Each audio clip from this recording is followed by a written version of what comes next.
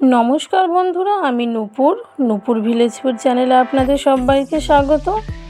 আজকের recipe restaurant style egg মশলা। একদম নতুনভাবে আজকের রেসিপিটি আপনাদের করে দেখাবো। রান্না করতে কোনো ঝামেলাই নেই আর খুব সহজে হয়েও যায়। ডিমের একই রেসিপি বারবার খেতে ভালো না লাগলে আজকের ভিডিওটা শেষ পর্যন্ত দেখতে থাকুন।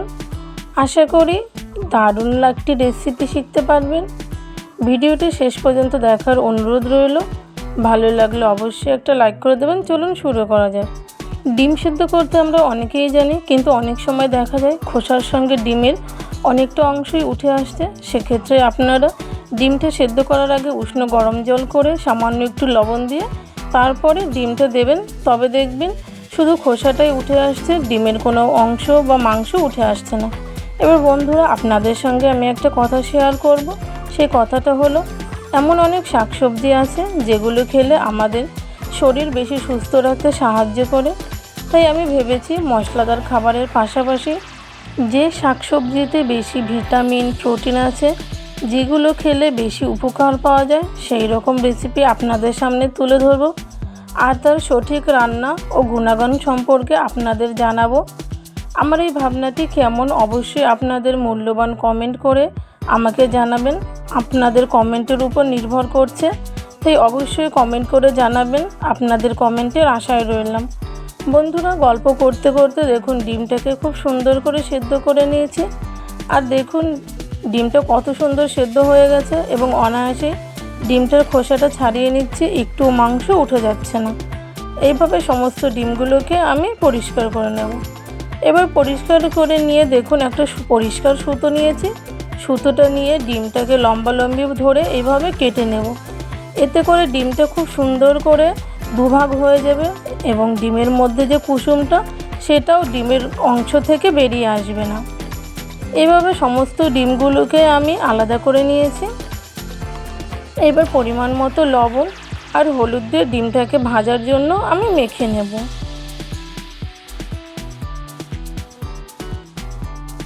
সব ডিমগুলোকে আমি মেখে নিয়েছি।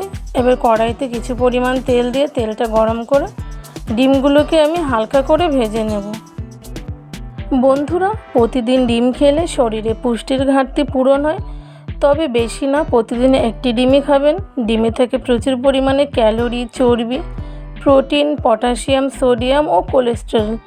এছাড়াও ডিমে ভিটামিন এ, বি ও 12 একটি বড় উৎস। তাই প্রতিদিন চেষ্টা করবেন একটি করে ডিম ব্রেকফাস্টে খেতে। এতে করে শরীরের খুব উপকার হয়। তবে যদি কারো কোনো রকম সমস্যা থাকে, অ্যালার্জি থাকে, তবে সেক্ষেত্রে আপনি ডাক্তারের সঙ্গে কথা বলে তারপরে ডিমটা খেতে পারেন। দেখুন ডিমটাকে খুব সুন্দর হালকা করে ভেজে নিয়েছি। এবার তুলে নেব।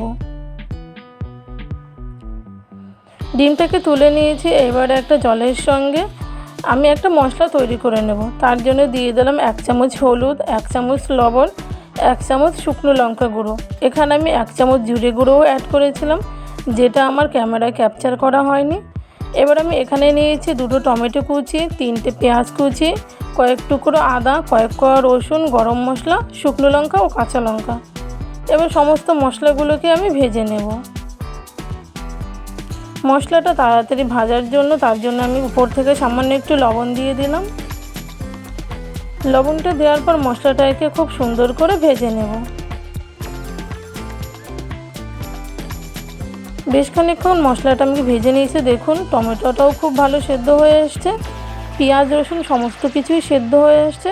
এবার তুলে একটা পেস্ট তৈরি করে নেব। এবার ওই কড়াইতেই দিয়ে দিলাম আরও কিছুটা তেল।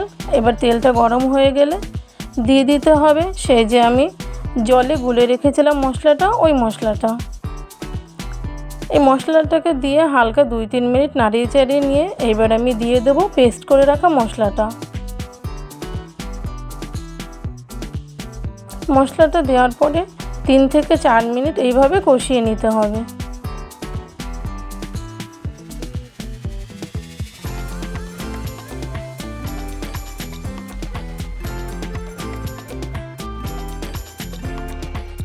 প্রায় 3 থেকে 4 মিনিট মশলাটাকে আমি কষিয়ে নিয়েছি। দেখুন মশলাটার গা থেকে হালকা তেলও ছাড়তে শুরু করে দিয়েছে।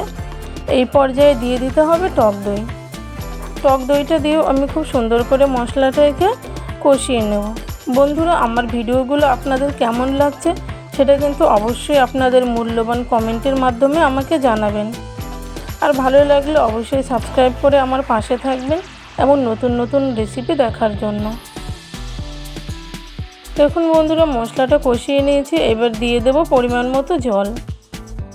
রান্নাটা যেহেতু একটু গ্রেভি হবে, তাই জলের পরিমাণটা কমই দিতে হবে। জলে 2-3 মিনিট জাল করে নিয়েছি। দেখুন জলটা ফুটতে শুরু করেছে। এই পর্যায়ে দিয়ে দিতে হবে ভেজে রাখা ডিমগুলো।